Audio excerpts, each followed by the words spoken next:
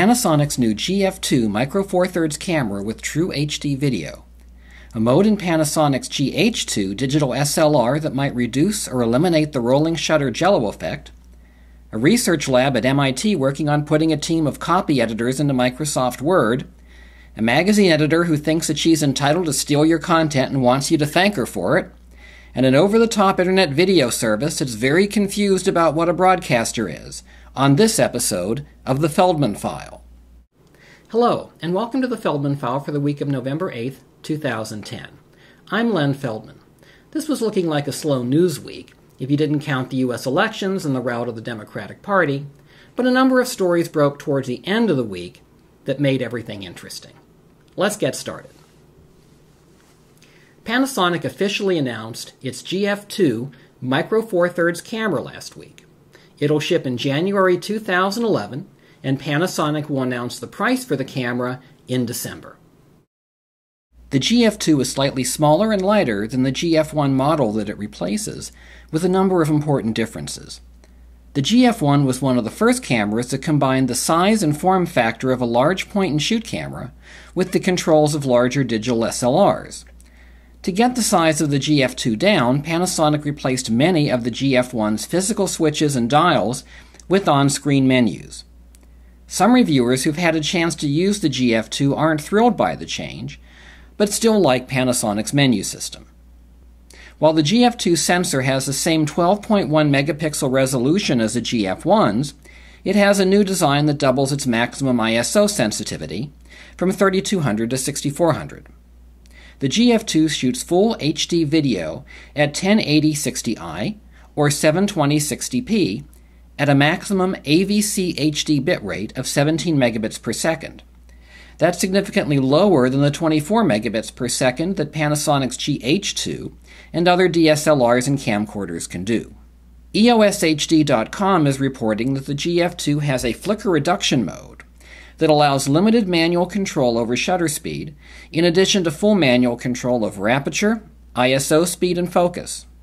It also has built-in stereo microphones and manual control over volume, but as with similar cameras, you'll get much better audio by using a separate recorder.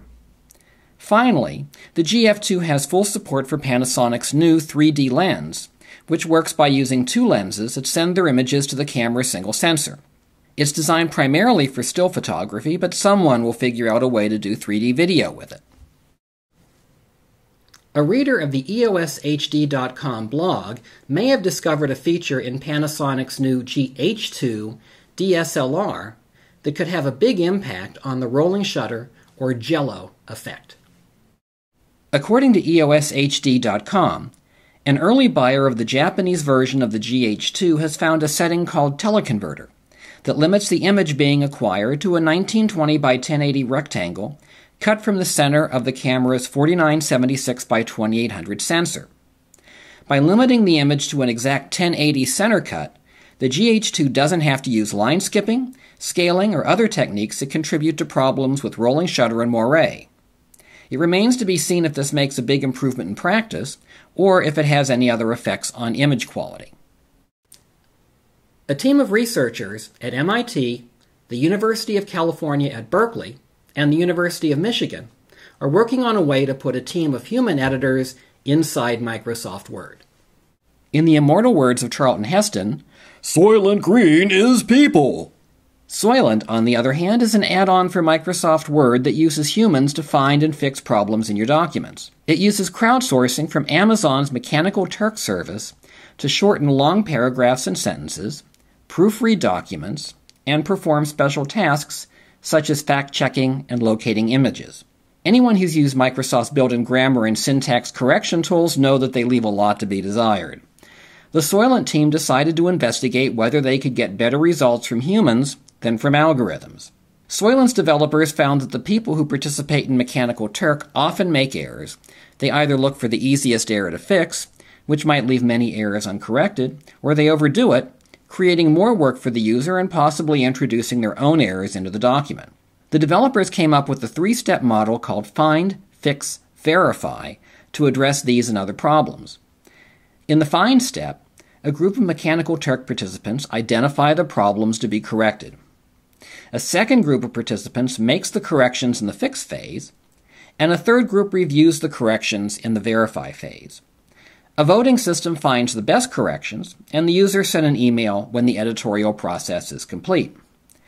Soylent is currently in private beta, but you can sign up for the public beta waiting list at projects.csail.mit.edu/Soylent/. Again, that's projects.csail.mit.edu/Soylent/.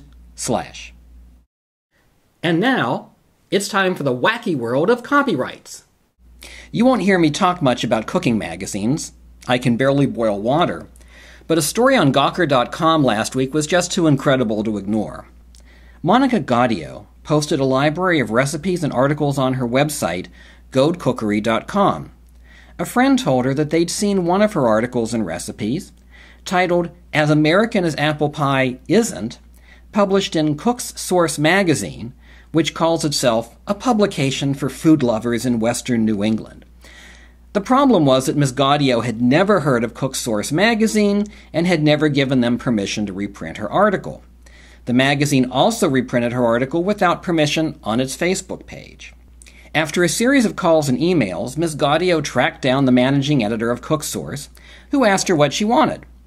Ms. Gaudio requested that the magazine run an apology on its Facebook page and in its print edition, and make a $130 donation to the Columbia School of Journalism, which is equal to paying about 10 cents a word for the article. The managing editor of Cook's Source, Judith Griggs, who claims that she has 3 decades of editorial experience, replied with an email saying, among other things, and I'm quoting, "Honestly, Monica, the web is considered public domain, and you should be happy we just didn't lift your whole article and put someone else's name on it. It happens a lot, clearly more than you are aware of, especially on college campuses and the workplace. If you took offense or are unhappy, I am sorry, but you as a professional should know that the article we used written by you was in very bad need of editing and is much better now than was originally. Now it will work well for your portfolio. For that reason, I have a bit of a difficult time with your requests for monetary gain, albeit for such a fine and very wealthy institution. We put some time into rewrites. You should compensate me. I never charge young writers for advice or rewriting poorly written articles, and have many who write for me, always for free." Ms. Griggs ended her email with this: "There now, I have gone on enough. Thank you for allowing us to use your improved article. The only piece of advice I have to offer is that I would watch your email content. It was very offensive what you sent." Ms. Gaudio posted Griggs' reply, Gawker picked it up, and the internet went crazy. There's now a Facebook page with dozens of other articles that Cook's Source has apparently reprinted without permission from sources including NPR, Martha Stewart, WebMD, Sunset Magazine, the Food Network, Weight Watchers, and Disney.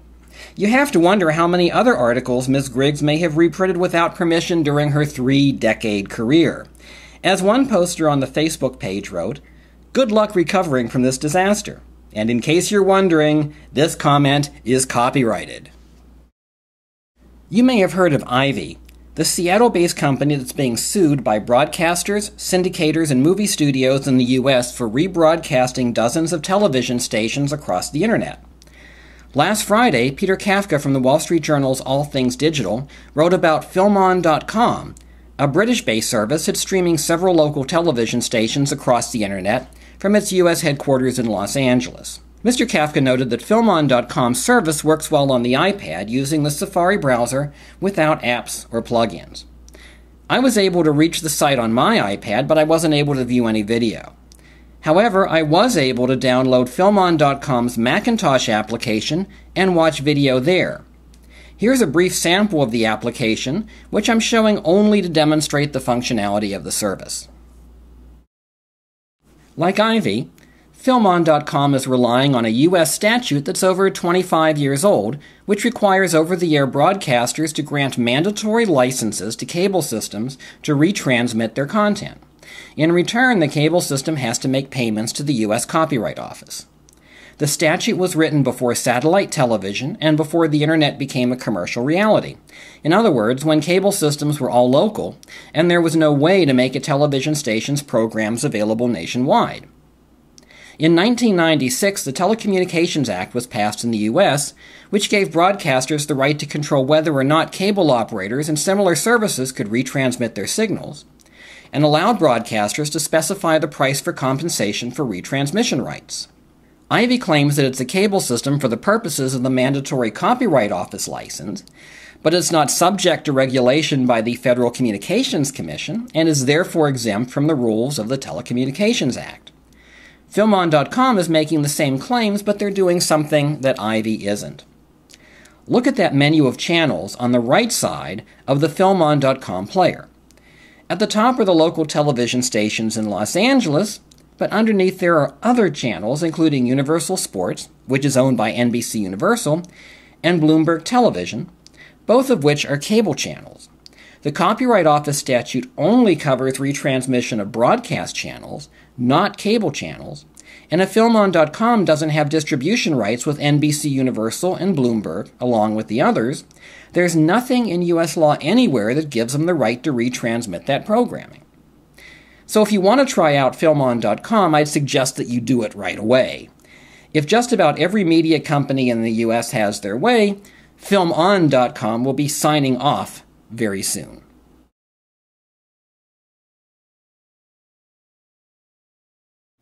That's it for this week's edition of the Feldman File.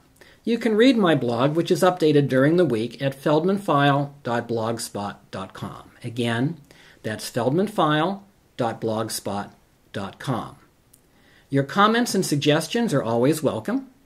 You can email me at len, L-E-N, at feldmanfile.com. Again, my email address is len at feldmanfile.com.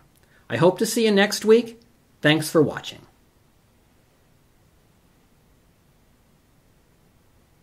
The Feldman File is a production of Clemfarb eBook and New Media Consulting. Contact us at www.clemfarb.com.